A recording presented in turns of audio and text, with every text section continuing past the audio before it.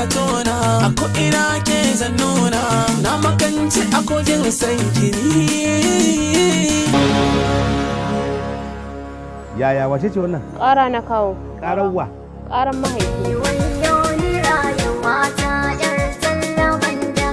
Yarinya sai kira mutanen ka gidan nan gari ga baki ɗaya yana neman su. Har ke. Kai kalla ka fita idanuna wallahi ta kai. Kalli wannan yarinyar. Ya kake da ita? Ya ta ce ta biyu ma.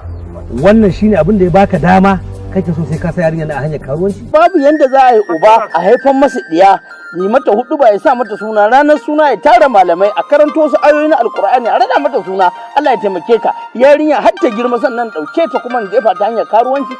Ai ban yi wa kaina adalci ba, Allah ya taimake ka. Ka ji rainin wayo. Kai billahi azim ya kamata dama bubbuge ka ne. Na san dukkanin abin da ke gudana tsakanin ku da. To dama ya shafe ka ne?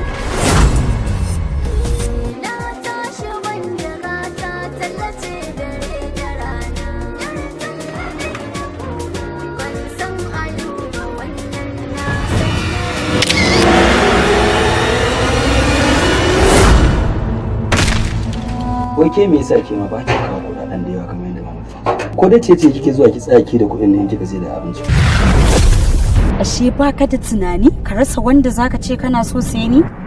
Kalle ni da kyau fa. Da me zan kalla a gurin? Hassan ni ba sa aka bace. Baka isa kai soyayya da ni ba wallahi.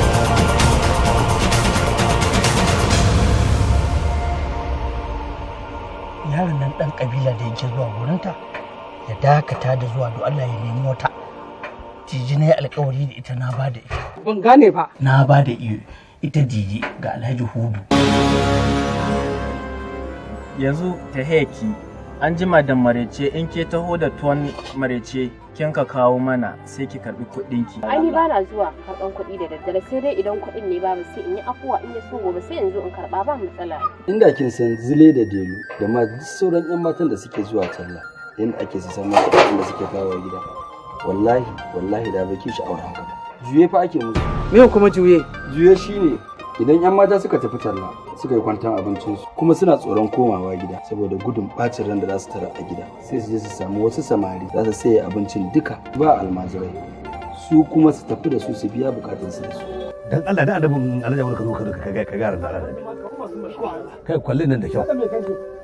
A cikin kunnan wane ya ce mu duwaye minista tukun?